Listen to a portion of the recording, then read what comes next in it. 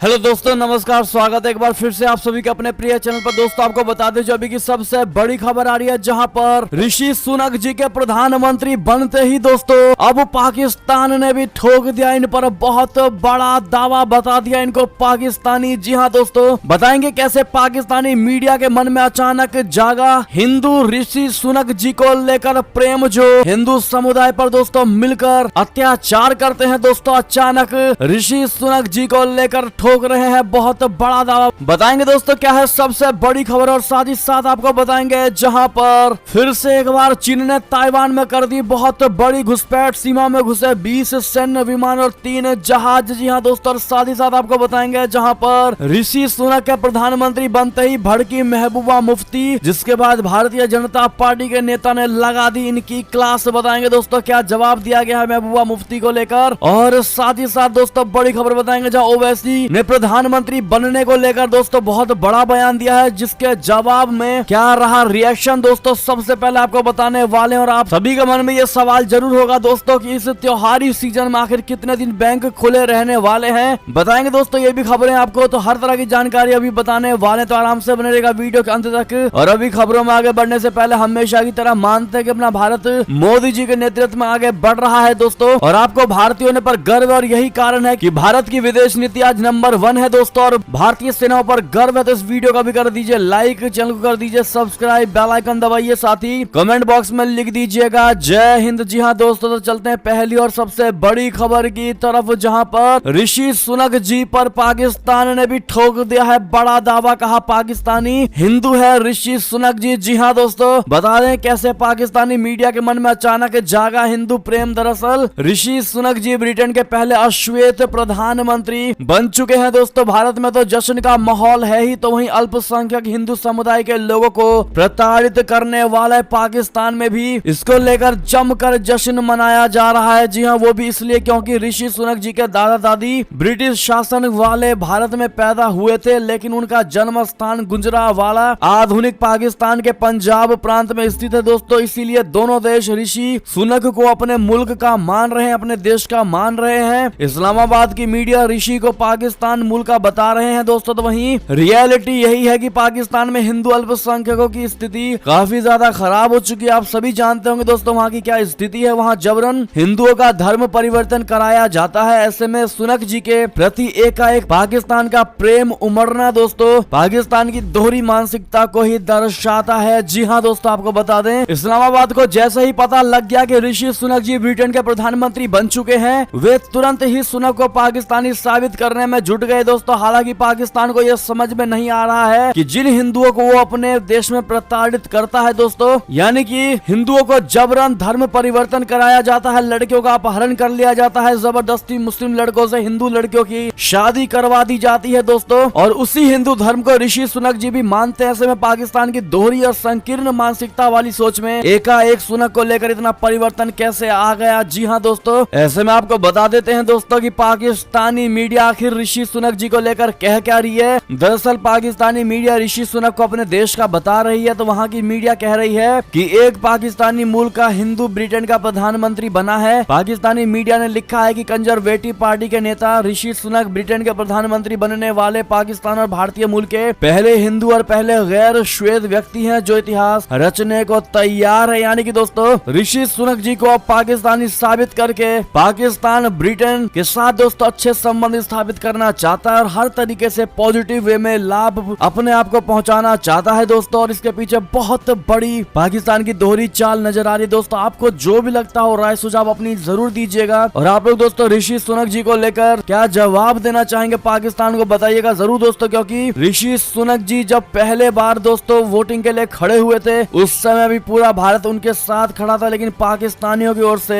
किसी भी प्रकार की ऐसी कोई खबर नहीं आई थी दोस्तों कि वो लोग ऋषि सुनक जी को सपोर्ट कर रहे हैं। बाकायदा उनके यानी पाकिस्तानी सांसद जो ब्रिटेन में है दोस्तों, उन्होंने भी ऋषि सुनक जी को सपोर्ट नहीं किया था, उनका बहिष्कार किया था दोस्तों। और ऐसे में भारत हमेशा से उनके साथ खड़ा रहा है और आगे भी खड़ा रहेगा। आप लोग मानते कि नहीं? अपनी राय सुझाव इस पर जरूर दीजिएगा दोस्तों, और साथ ही साथ इस वीडियो को जितनी ज्यादा हो सके अधिक से अधिक व्हाट्सएप फेसबुक ट्विटर पर शेयर कर दीजिएगा। और जो लोग हमें सपोर्ट कर रहे हैं दोस्तों, आप सभी का दिल से बहुत बहुत धन्यवाद। साथ ही साथ दोस्तों इसी से जुड़ी बड़ी खबर आपको बता दें, जहां ब्रिटिश पीएम बनते ही एक्शन में ऋषि सुनक सुनक कई मंत्रियों को किया बर्खास्त। जी हां दोस्तों, ब्रिटिश पीएम का पदभार संभालने के कुछ ही घंटों बाद ऋषि सुनक ने कई मंत्रियों को बर्खास्त कर दिया है। हालांकि जेरेमी हंट ब्रिटेन के वित्त मंत्री बने रहेंगे। आप सभी को बता दें कि मंत्रियों को बर्खास्त करने से पहले ही सुनक ने इस बात के संकेत दे दिए थे। दरअसल उन्होंने साफ लहजों में कहा था कि उन्हें पुराने लोगों द्वारा की गई गलतियों को सुधारने के लिए चुना गया है। सुनक ने किंग चार्ल्स द्वितीय के साथ बैठक के 1 घंटे के भीतर अपने वादे को पूरा करना शुरू कर दिया। उन्होंने कहा था कि बिना किसी देरी के काम करना तुरंत शुरू होगा। जी हां दोस्तों, सूत्रों ने कहा है कि उन्होंने अपने नए मंत्रिमंडल की घोषणा से पहले पूर्व पीएम लिज ट्रस के मंत्रियों की टीम के कई सदस्यों से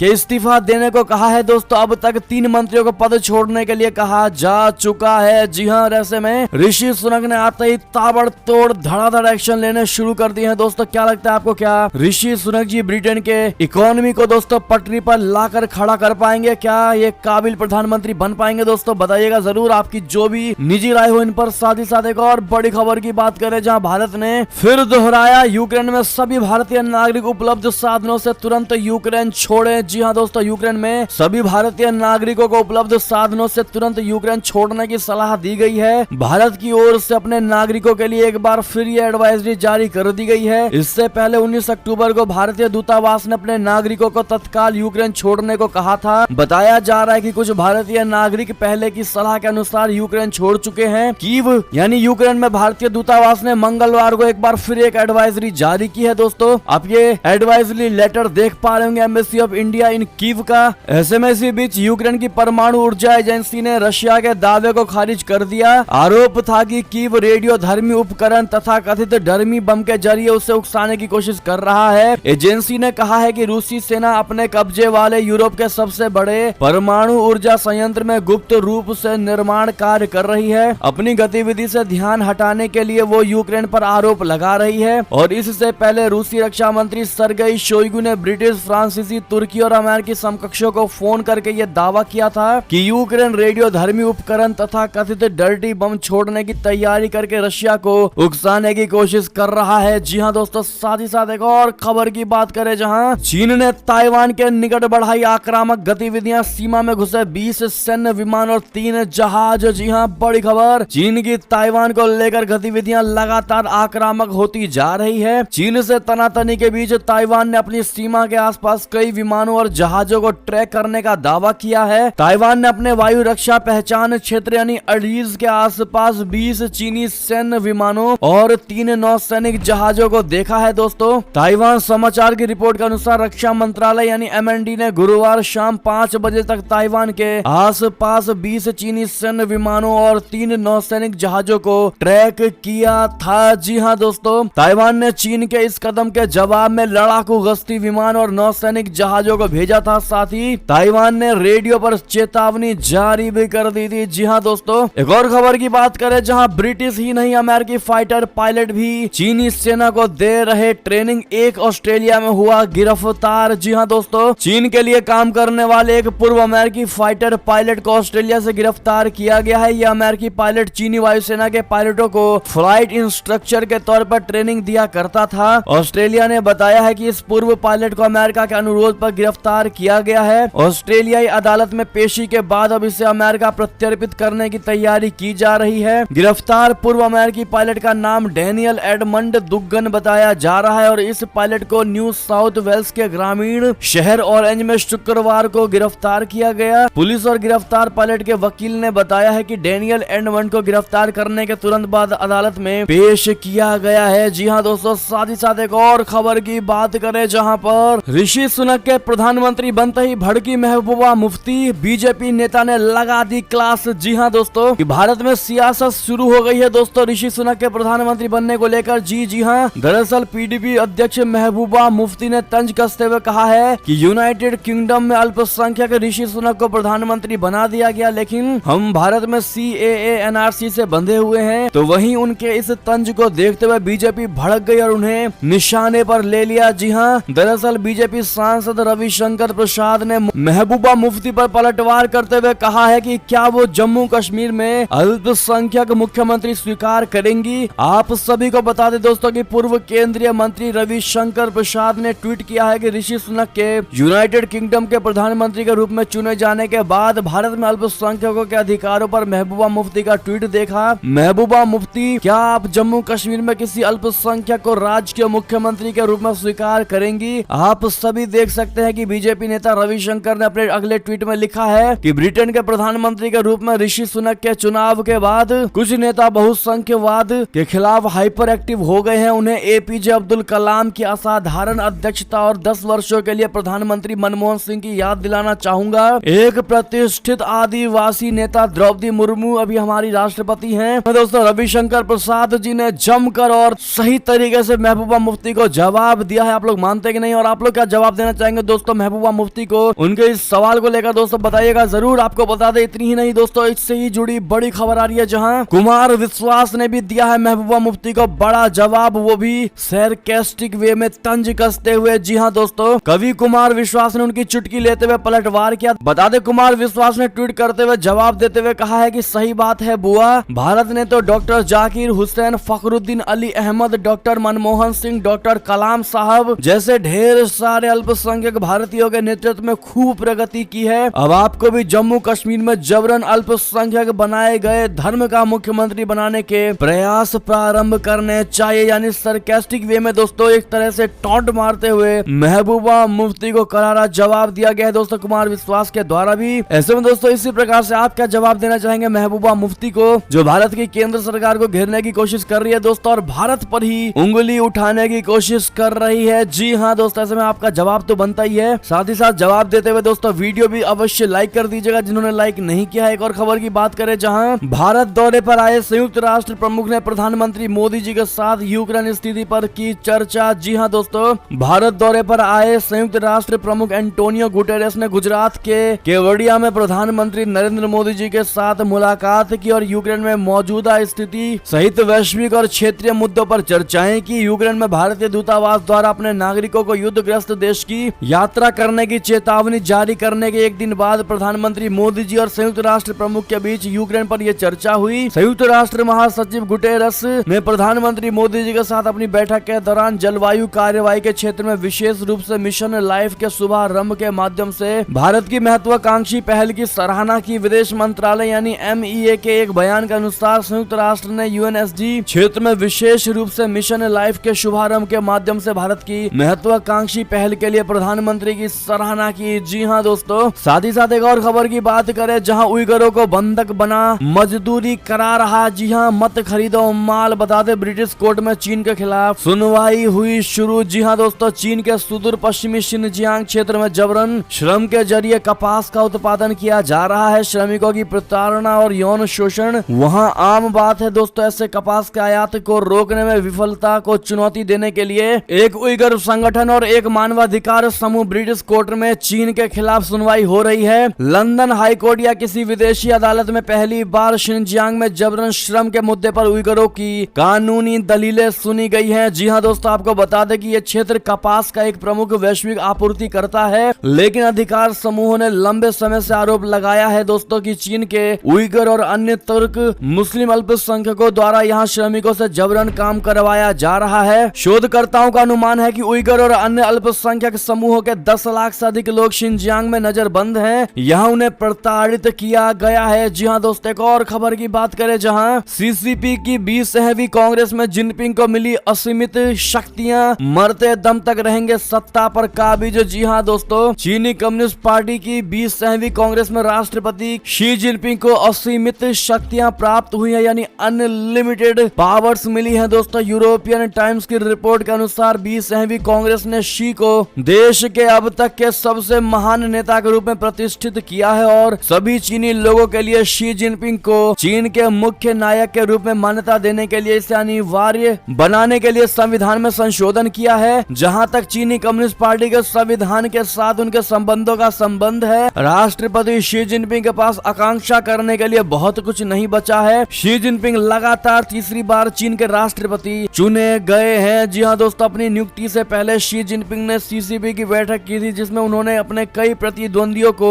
बाहर का रास्ता दिखा दिया था। शी जिनपिंग अब एक बार फिर से चीन की सत्ता पर काबिज हो गए हैं। आपको बता दें, 20वीं CPC बैठक एक हफ्ते तक चलने के बाद शनिवार को खत्म हुई। एक और खबर की बात करें, जहां किसी ने बताई लोकतंत्र की हत्या तो किसी ने कहा बिना चुने गए प्रधानमंत्री ऋषि सुनक। जी हाँ, भारतीय मूल के ऋषि सुनक की जीत पर आखिर क्या बोला ब्रिटिश अखबार, आपको बता दें। ऋषि सुनक के ब्रिटेन में ऐतिहासिक जीत के भारतीय मीडिया में तो चर्चा जोरों पर है, लेकिन ब्रिटेन की मीडिया ने भी अलग अलग प्रतिक्रियाएं दी हैं दोस्तों। बता दें कि द गार्जियन अखबार ने ऋषि सुनक की जीत पर काफी दिलचस्प हेडलाइन के साथ फ्रंट पेज पर खबर छापी। अखबार में छपी हेडलाइन है unite or die, Sunak's warning to Tory MPs, यानी एकजुट हो जाओ या मरने के लिए तैयार रहो, टोरी सदस्यों को सुनक की चेतावनी। जी हाँ दोस्तों, साथ ही साथ बहुत लोगों ने यानी बहुत से अखबार ने दोस्तों, ब्रिटिश अखबार ने सुनक जी पर तंज कसते हुए अपने हेडलाइंस में लिखा है कि एक ऐसा बिना चुना हुआ प्रधानमंत्री हमारे बन गए हैं। जी हाँ दोस्तों, साथ ही साथ हर तरह की जानकारी दोस्तों, एक तरीके से बुरे कहने वाले और सही कहने वाले दोनों अखबार ब्रिटिश में शामिल है। साथ ही साथ एक और खबर की बात करें, जहां भारतीय मूल की सुएला ब्रेवरमैन को ब्रिटेन के कैबिनेट में फिर से मिला गृह मंत्रालय। जी हां, भारतीय मूल की सुएला ब्रेवरमैन को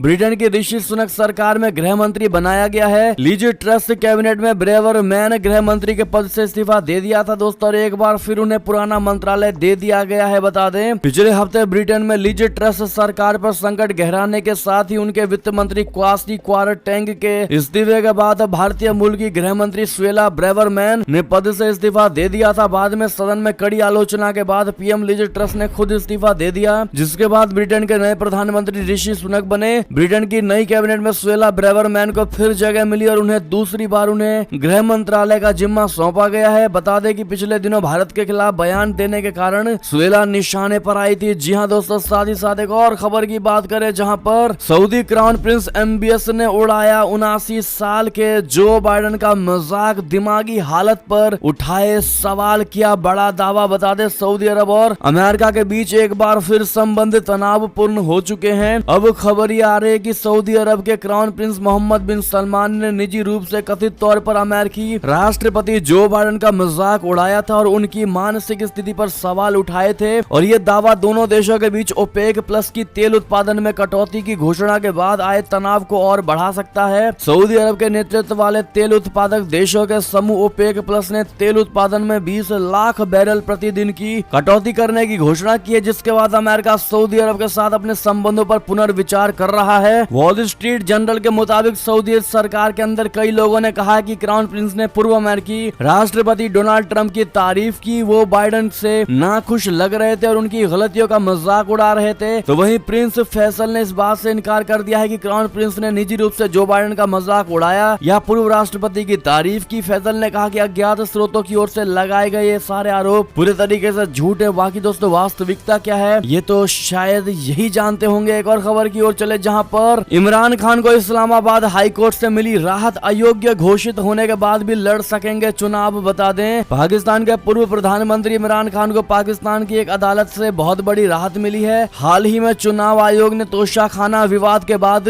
5 साल तक इमरान के चुनाव लड़ने पर रोक लगा दी थी। अदालत ने चुनाव आयोग के इस फैसले को पलट दिया है। कोर्ट ने कहा कि इमरान को भविष्य में चुनाव लड़ने से नहीं रोका जा सकता है। हाई कोर्ट के मुख्य न्यायाधीश अतहर मिनाल्ला ने कहा है कि इमरान खान उस चुनाव के लिए अयोग्य नहीं है। सभी के लिए एक मानक होना चाहिए और इस मामले में जल्दबाजी करने की कोई आवश्यकता नहीं है। जी हाँ दोस्तों, साथ ही साथ एक और बड़ी खबर की बात करें, जहां माइकल रूबिन का बड़ा बयान, कहा अमेरिकी मीडिया रिपोर्टों से ना हो प्रभावित, भारत में खोले नए वाणिज्य दूतावास। जी हाँ दोस्तों, अमेरिका को मीडिया रिपोर्टों से प्रभावित होने के बजाय जमीनी हकीकत जानने के लिए 1.25 करोड़ आबादी वाले देश भारत में नए वाणिज्य दूतावास खोलने की आवश्यकता है। द नेशनल इंटरेस्ट में लिखते हुए अमेरिकन इंटरप्राइज इंस्टीट्यूट के सीनियर फेलो माइकल रूबिन ने कहा है कि अमेरिकी राजनयिक भारतीय समाचार पत्र पढ़ सकते हैं या भारत की ऊर्जावान टेलीविजन बहस देख सकते हैं, लेकिन लगातार उपस्थिति के बिना प्रमुख क्षेत्रों में विकास के बारे में पर्याप्त रूप से सूचित रहना असंभव है। एक और खबर की बात करें, जहां ओवैसी का अब तक का सबसे बड़ा बयान दोस्तों, बता दे, ओवैसी ने कहा इंशाल्लाह एक हिजाब पहनने वाली बच्ची एक दिन भारत की प्रधानमंत्री बनेगी। जी हाँ दोस्तों, आप सभी को बता दें, भारतीय मूल के ऋषि सुनक ने मंगलवार को महाराजा चार्ल्स तृतीय के साथ मुलाकात के बाद औपचारिक रूप से भारतीय मूल के पहले ब्रिटिश प्रधानमंत्री के रूप में कार्यभार संभाल लिया। दोस्तों, उनके प्रधानमंत्री बनने के बाद भारत में सियासी बयानबाजी का दौर शुरू हो चुका है। कुछ विपक्षी नेताओं का कहना है कि भारत इस घटना से सीख लेगा और अल्पसंख्यकों में से किसी को एक दिन शीर्ष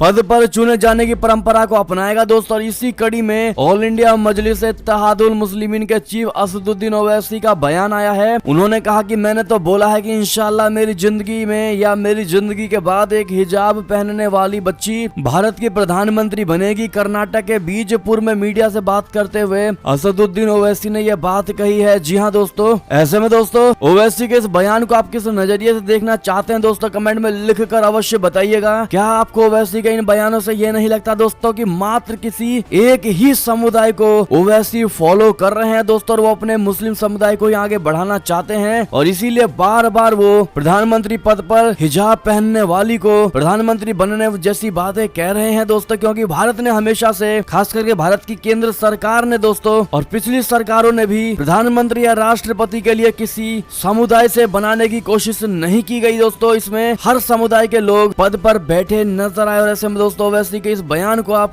किस नजरिए से देखना चाहते हैं दोस्तों, बताइएगा जरूर। साथ ही साथ एक और खबर की बात करें, जहां दिल्ली एमसीडी चुनाव में बीजेपी अपना सकती है 2017 वाला प्लान, सत्ता विरोधी लहर की क्या ऐसे निकलेगी काट। बता दे दिल्ली नगर निगम चुनाव में अब कुछ ही समय बचा है। ऐसे में एमसीडी में अपनी सत्ता बरकरार रखने और एंटी इनकम्बेंसी पर काबू पाने के लिए भारतीय जनता पार्टी एक बार फिर से अपना वही 2017 वाला प्लान बना सकती है। अगर ऐसा हुआ तो भाजपा पार्षदों का धड़कने बढ़ना तय है। जी हाँ दोस्तों, तो वहीं भाजपा की तरह आम आदमी पार्टी ने भी दिल्ली एमसीडी चुनाव के लिए रणनीति बनानी शुरू कर दी है। आम आदमी पार्टी इस बार हर हाल में भाजपा को एमसीडी से आउट करने का प्लान बना रही है दोस्तों। माना यह जा रहा है कि इस बार भाजपा को नगर निगम में एंटी इनकम्बेंसी का सामना करना पड़ सकता है। ऐसे में पार्टी अभी से इसकी काट ढूंढने में जुट गई है और हर हाल में नगर निगम की सत्ता बचाने के लिए दिल्ली भाजपा इस बार भी अपनी दागी छवि वाले पार्षदों के साथ ही नॉन परफॉर्मेंस वाले सभी मौजूदा पार्षदों के टिकट काटने पर विचार कर सकती है। क्या लगता है दोस्तों आपको, ऐसे में एमसीडी चुनाव के लिए क्या तरीका अपनाना चाहिए भारतीय जनता पार्टी को दोस्तों? आप लोग सुझाव जरूर दीजिएगा। साथ ही साथ एक और खबर की बात करें, जहां पर गुजरात चुनाव की तारीखों का 1 या 2 नवंबर को हो सकता है ऐलान। 31 अक्टूबर को प्रधानमंत्री करेंगे योजना का लोकार्पण। जी हाँ दोस्तों, गुजरात विधानसभा चुनाव को लेकर अब हर राजनीतिक दल इंतजार कर रहा है कि कब तक आयोग चुनाव की तारीखों की घोषणा करेगा। गुजरात सरकार के सूत्रों की माने तो 1 या 2 नवंबर को चुनाव की तारीखों का ऐलान हो सकता है। तारीखों का ऐलान होते ही गुजरात में आचार संहिता लागू हो जाएगी। इससे पहले गुजरात और केंद्र सरकार नई परियोजना की घोषणा और लोकार्पण कर सकते हैं। साथ ही साथ बड़ी खबर बता दें, एसबीआई ग्राहकों की दिवाली के बाद लगी लॉटरी, अब हर महीने बैंक देगा पैसा। जी हाँ दोस्तों, कब तक होगी कमाई बता दें। देश का सबसे बड़ा सरकारी बैंक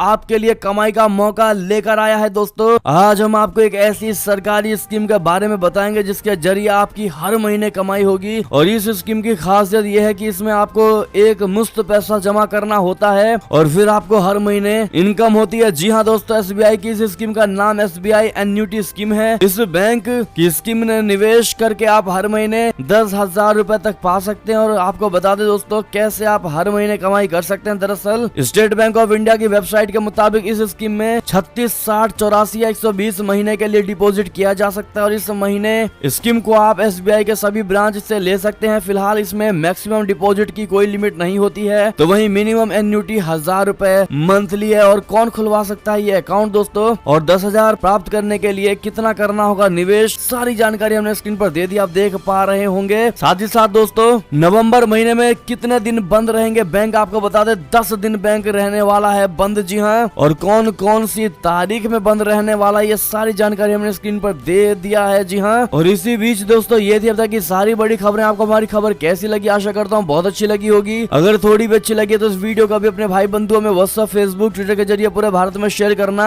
बिल्कुल मत भूलिएगा दोस्तों। और अभी कर दीजिए इस वीडियो को लाइक, चैनल को कर दीजिए सब्सक्राइब, बेल आइकन दबाइए, साथ ही कमेंट बॉक्स में लिख दीजिएगा जय हिंद जय भारत। तो मिलते हैं आप सभी बड़ी खबरों में दोस्तों, तब तक अपना ख्याल रखिएगा। आप सभी का बहुत बहुत धन्यवाद साथ देने के लिए, साथ बने रहने के लिए। और खबरों का सिलसिला लगातार हमारे चैनल पर जारी है, तो अपडेट रहना बिल्कुल मत भूलिएगा दोस्तों। मिलते हैं अगली बड़ी खबर में, तब तक के लिए बहुत बहुत धन्यवाद। जय हिंद जय भारत, जय श्री राम, वंदे मातरम, हर हर महादेव।